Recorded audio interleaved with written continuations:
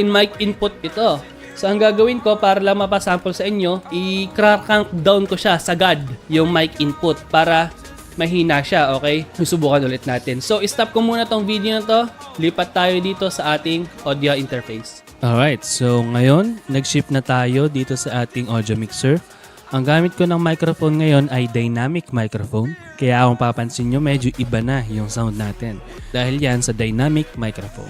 So, yung pinag-usapan natin kanina, subukan nating isa-isa. Ngayon, dako tayo sa mic. Since hindi ito condenser microphone, okay, hindi natin papakilaman itong 48 volts, phantom power. Ang ginamit kong cable is yung Balance XLR sa ating dynamic microphone. Ngayon, high pass filter, kung nakikita nyo, naka-engage siya. Okay? Siguro, ipakita ko sa inyo ng isa-isa. Ayan.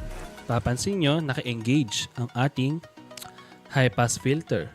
Kaya, ang gagawin natin, subukan natin siyang i-disengage.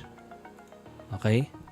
Kapag dinisengage nyo, pakinggan nyo yung pagkakaiba ng ating audio. Alright? I suggest na gumamit kayo ng headset, earphones para mapansin nyo ng mas matindi or mas maayos. So, high pass filter, naka-engage. Nakalagay ito 80 Hz. Ibig sabihin, 80 Hz pababa, yun yung fini-filter out niya. Ngayon, di-disengage natin. Pakinggan nyo ang pagkakaiba. Hello, mic test. 1, 2, 3, 4, 5. 1, 2, 3, 4, 5. Kung napansin nyo, yung bass ng ating boses is mas na-pronounce. Okay? Maganda to siguro sa mga ASMR, mga ganyan. Or kung gusto niyo ng mga gantong boses. Okay? So, pero kapag sa live, kakanta, di natin kailangan yan. Okay, yan. Balik tayo sa 80 Hz high pass filter.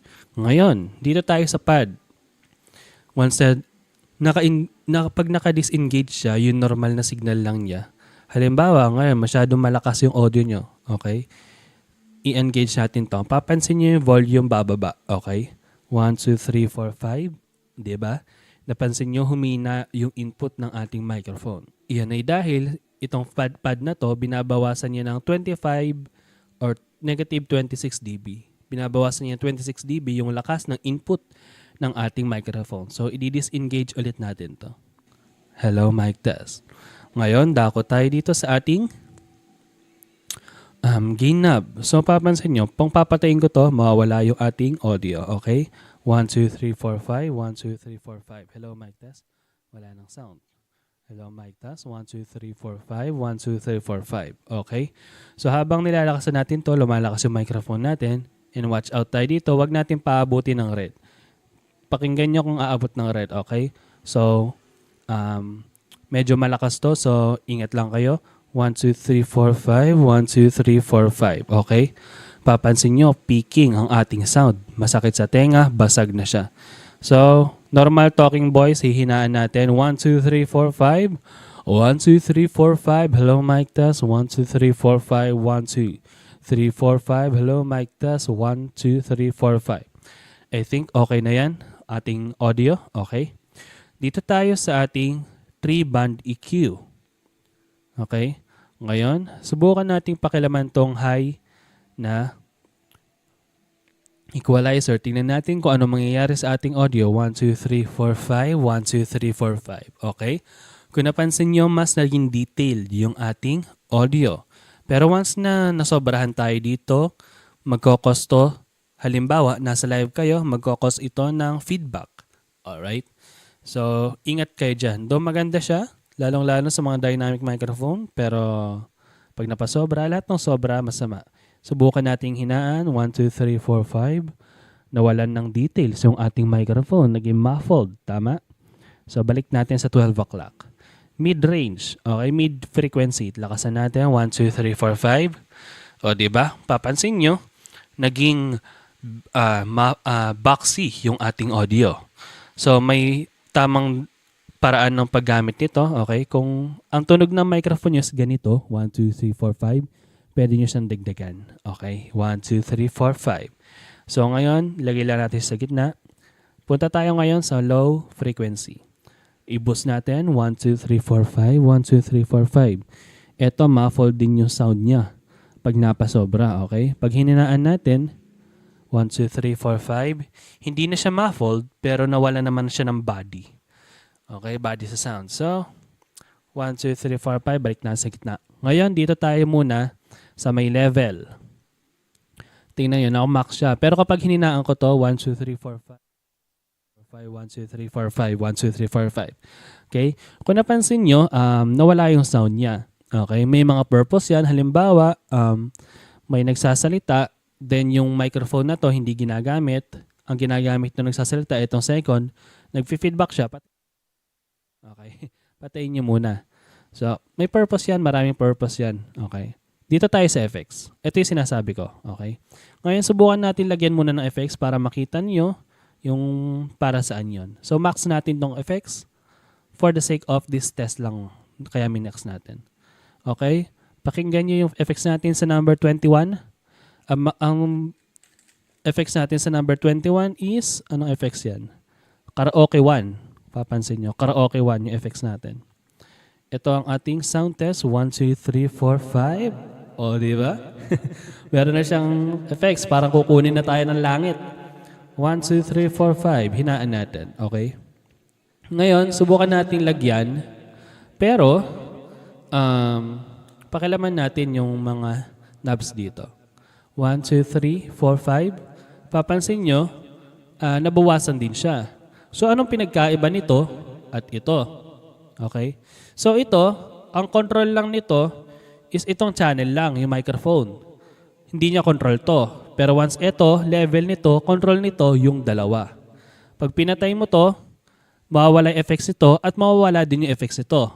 Pero, kapag pinatay natin to, meron pa rin tong effects. Okay? Di natin narinig kasi wala naman tayong input sa channel to. Wala tong effects. Ay, eto, wala tong effects kasi pinatay natin. So, dagdagan natin. Ngayon, kung papansin nyo, meron tong stereo pan. Okay? Ang pan na ito, para ito, halimbawa, unfortunately, my audio interface is at fault. Why you didn't hear any difference? Because my interface is set to mono. If it is set to stereo, you can hear that my voice will only be heard in your left ear. And right side will be muted because it doesn't have input mic. Sa kanan, dun siya maririnig. So kung meron kayong dalawang speaker, yun yung pakinabang nun. Okay? May mga purpose yan. Nasa inyo na kung paano siya gagawin. So dito, sa may ating audio, magkoconnect tayo ng Bluetooth. Try natin, patayin muna natin to. Or pakilaman muna pala natin paano natin ililipat yung ating effects. Okay? So itong parameters, ito yung parameters kung gaano katapang yung effects na nilalagay natin. So, mamaya. Pero kung ililipat natin, ito yung program. Okay? Papansin nyo, papalitan yung kanyang number. Yung number na yan, naka-indicate yan dito kung anong effects yung hinahanap nyo. Meron tayong iba't ibang uri. Warm, bright, hall, ano ba nakalagay dyan? Chapel, church, plate, karaoke, video. Yan. Pwede nyo pag-eksperimentohan yung mga yan. Hindi ko napapakita dito kasi masyado siyang mahaba. Pero kung gusto nyo marinig, isa-isa, gagawin ko siya ng video, comment down below lang. Okay? So, halimbawa, ayan. Gustuhan natin yung karaoke, 20 to 32, karaoke 1 yun eh. So, win natin 23. Then, click natin. Meron tong button. So, nung click natin, nag-stable na. Kanina, di ba? Kanina nag-blink yung ganyan. Once na click natin to, halimbawa, ayan, blinking, click natin, naka-engage na yung kanyang reverb. Then, yung tapang ng effects na yun, nakabase dito sa parameters. Okay? So, for example, lagyan natin ng effects. Hello, mic test. Yung parameters niya, try natin alisin. Hello. So, papansin nyo, reverb na lang. Yung natitira. Ngayon, once na nilakasan natin, 1, 2, 3, 4. Ngayon, nadagdagan siya ng echo. Yung echo kasi yung ulit-ulit na sound. Okay? Mas tapangan natin yan. Okay? Yan. Gumagana yung sound. Sobrang tapang. So, control yan. Kung gusto nyo reverb lang, eto, reverb lang yan. Okay to kapag gusto nyo ng karaoke na kakaiba na walang umuulit yung sound. So, yan yon purpose niyan. So, level, hinaan natin, pangkalahatan yan. Okay? So, 1, 2. Kung gusto niyo medyo may konting effects, 1, 2, or echo. Hello? 1, 2, 3, 4. Okay? Pakikita nyo. Ito, wala to pinipindot. Okay. Etong ano niya, level niya yan. 1, 2, or 0 to 20 yung level niya.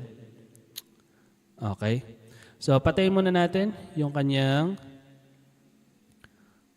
yan. Nakapatay na yung ating effects. Ngayon, magko-connect tayo ng ating audio. So, pwede kayo maglagay ng audio dito. Kung meron kayo ng cable. Halimbawa, wala kayo. Meron tayong Bluetooth dito, okay? Di ba? Meron siyang Bluetooth. So meron tayong Bluetooth dito. Papansin nyo, pag binuksan nyo yan kasi may button dito, or switch, para mabuksan yung mixer, unang lalabas dyan is no. Pero once na nakalinik mo yan, kita, meron siyang Bluetooth. Ngayon, connect natin yung phone natin. Okay, ito yung itong phone. Buksan natin. Then, hinapin natin dito yung Bluetooth ng ating audio mixer. Hindi siya nag-a-adjust sa camera natin. Papakita ko na lang mamaya yung pangalan ng ating Bluetooth. Nakalagay dito, ayan, papansin nyo, BT-5.0. Connect natin yan. Wait lang natin. Then, allow. Kikita nyo ba? Kapag tinatagalit ko, medyo nakikita nyo eh. Okay. So, meron na tayong input ng ating sound. Ngayon, hinaan natin. Subukan natin hinaan. Magpapatugtog ako dito ng non-copyright na song galing YouTube. Subukan natin. Try natin itong NCS. So, mapapansin nyo, nakamax na yung volume natin dyan. Pero, wala tayong naririnig. Ngayon, subukan natin siyang lakasan. So, kita nyo, wala tayong naririnig na music. Kasi nga, hindi to naka-engage ata. Okay? Hindi to naka-engage. Kapag naka-disengage yan, dito siya kukuha ng music. Pero once na naka-engage yan, pakinggan natin. Alright? Halimbawa, DJ kayo, idle sound. Hello everyone, this is Michael at ngayon gagawa tayo ng panibagong video. O diba, napaka-effective. DJ na yung ating datingan. Welcome everyone! Welcome ulit sa ating video. Ngayon, pag-uusapan natin ang mga audio mixer.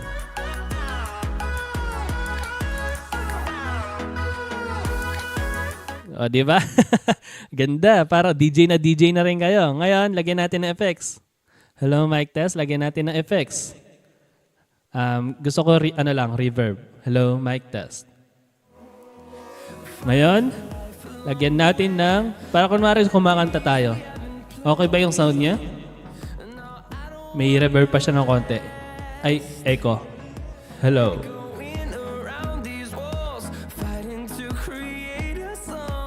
Hello, mic test. 1, 2, 3, 4, 5. 1, 2, 3, 4, 5. Sana nag-enjoy kayo sa ating tutorial ngayong araw na ito. Shoutout sa mga subscriber natin dyan.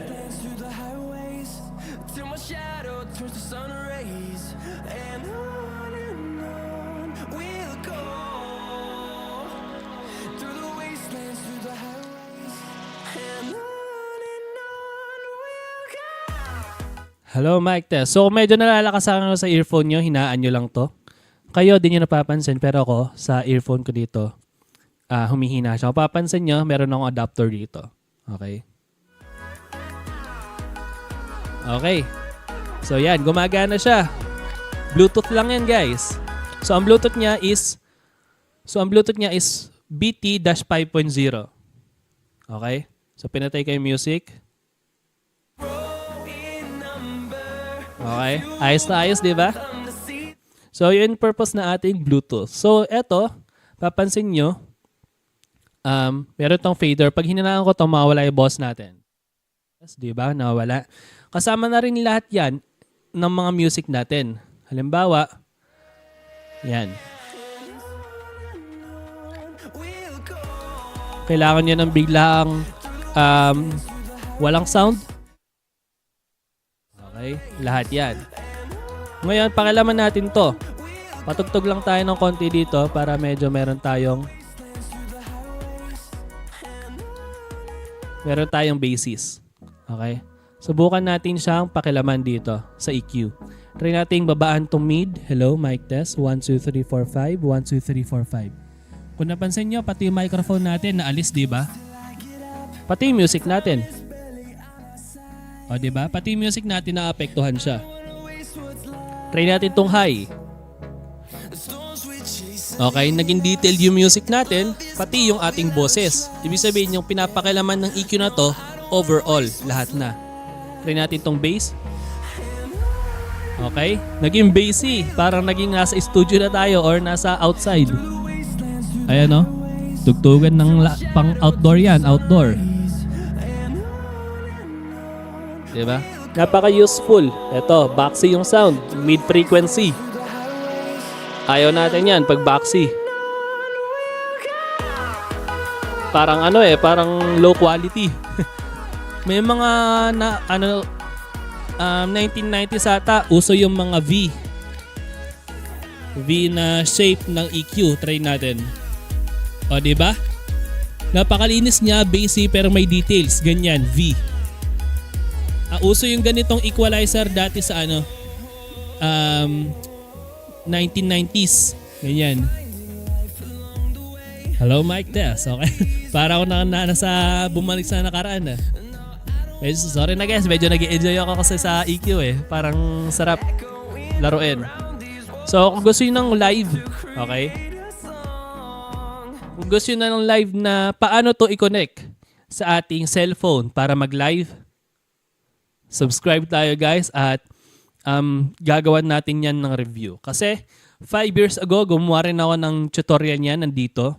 Hindi siya ganoon ka-detailed at yung mga input nun is 3.5 pa. So ngayon, yung mga cellphone natin is Type-C na. Wala nang microphone input.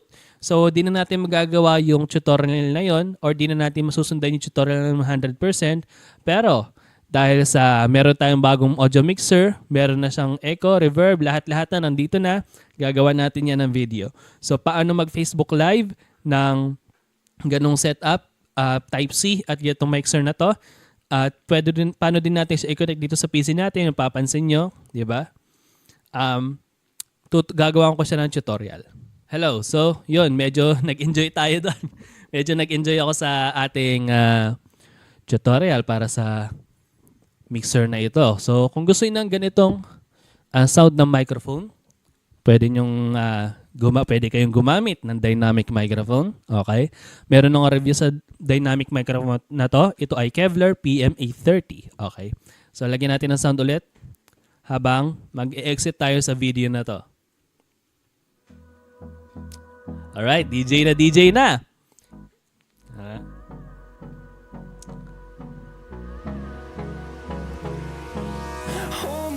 So guys, kung nag-enjoy kayo sa video na to, please like, share, and subscribe. Share nyo rin ito sa ating mga, o sa inyong mga friends. At para sa mga interesadong tao na sa tingin nyo, para makatulong sa ating channel, at lumaki pa ang ating community.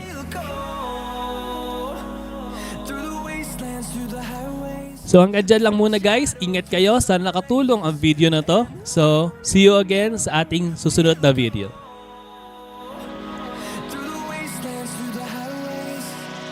5, 4, 3, 2,